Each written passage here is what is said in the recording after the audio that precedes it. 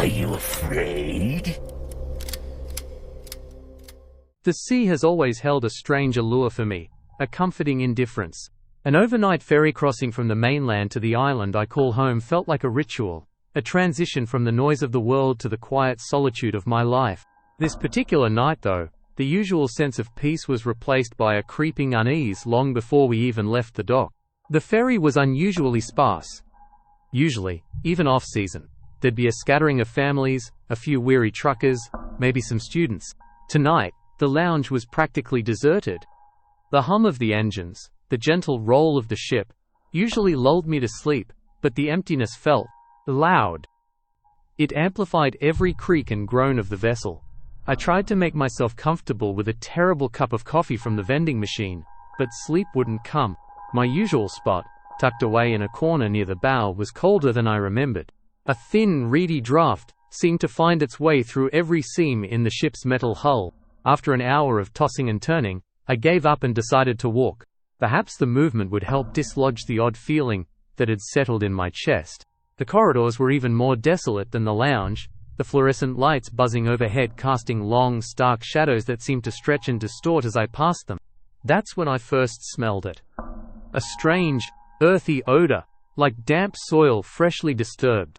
It wasn't unpleasant, not exactly, but it was out of place. It clung to the air in certain sections of the corridor, stronger near the stairwells, and seemed to follow me for a few paces before fading again. I dismissed it as something from the car deck, maybe some agricultural cargo. The ferry often carried machinery or goods that would leave lingering scents. But the smell wasn't metallic or industrial, it was organic, vital, and strangely unsettling in the metallic confines of the ship. I continued my walk, pacing the length of the passenger decks. Each time I thought I'd left the smell behind, it would reappear. A subtle hint at first, then growing stronger.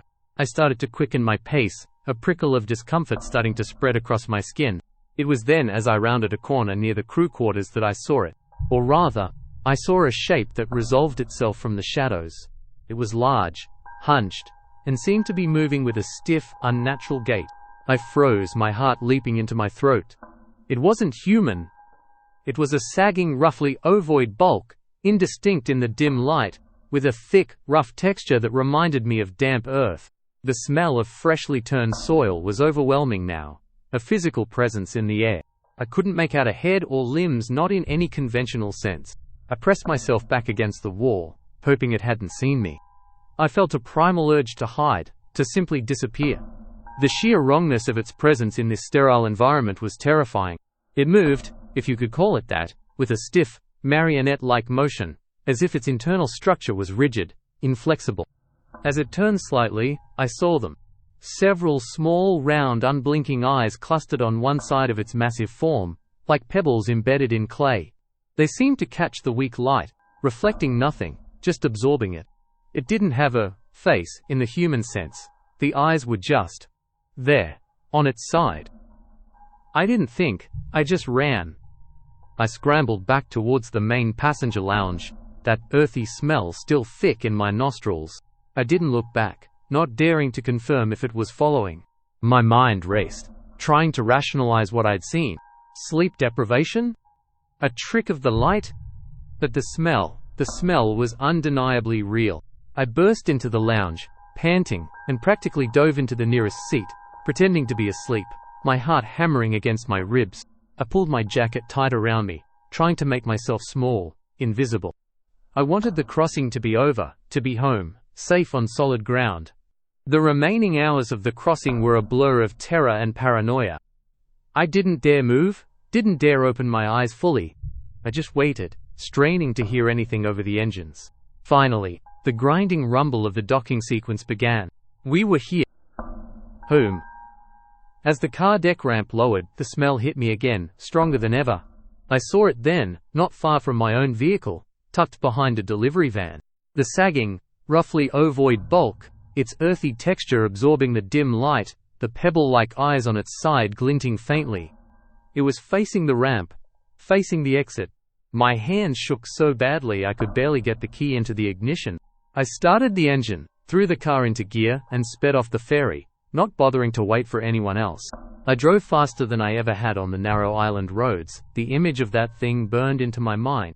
I didn't look in the rearview mirror until I was several miles inland, convinced I was safe. The ferry was just a distant string of lights now, slowly pulling away from the dock.